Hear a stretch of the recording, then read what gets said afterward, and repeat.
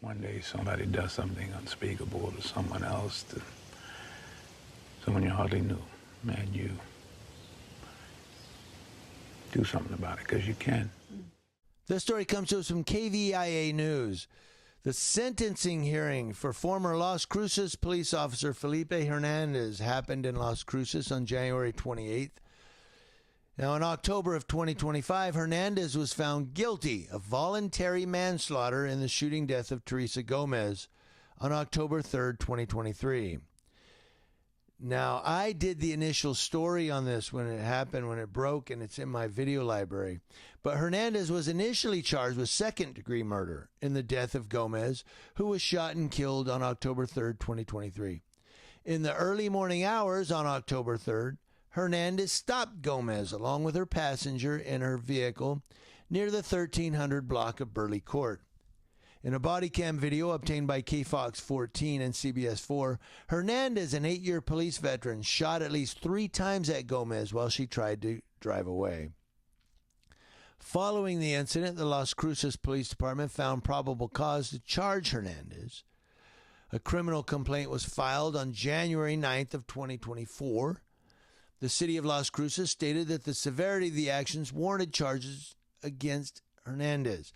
The district attorney's office came to that determination after reviewing all the evidence submitted by the officer-involved shooting task force, said Doña Ana County District Attorney Gerald Byers.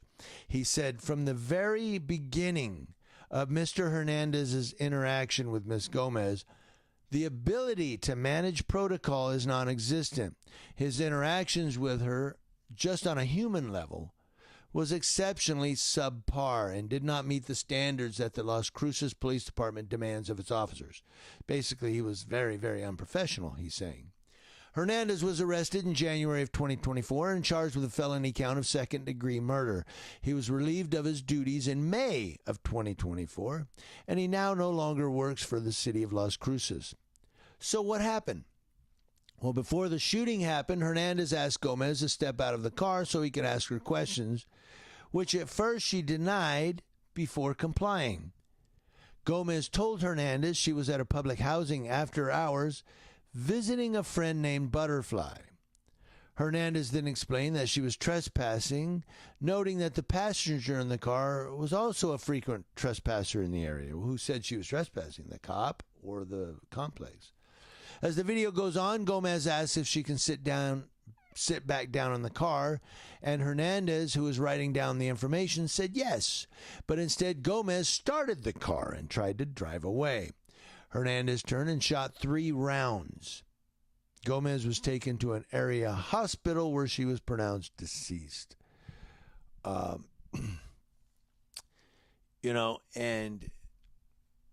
I mean, the district attorney said it right off at first. This guy didn't even deal with her on a human level. It was subpar. Basically saying he was being an a-hole. He was being a jerk. He was being unprofessional. That's kind of how you can read into it, right? If you want to read between the lines. But it looks like, and then he was initially charged with second-degree murder. He's been sentenced for voluntary manslaughter. Let me give you the homicides. You got first-degree murder, second-degree murder, and I believe there's a murder 3. I'm a little rusty on that. But then you have voluntary manslaughter, you have involuntary manslaughter, and you have negligent homicide. But that's kind of what you have. So he was charged with second-degree murder, and they dropped it to voluntary manslaughter, probably because he didn't conspire to kill her. He didn't premeditate. He wasn't, it wasn't a premeditation. It wasn't I'm going to shoot her if she does anything. They can prove that. They just prove that he reacted, bang, bang, bang. And, so it goes manslaughter instead of murder. You don't have that element of premeditation or pre-thinking it out.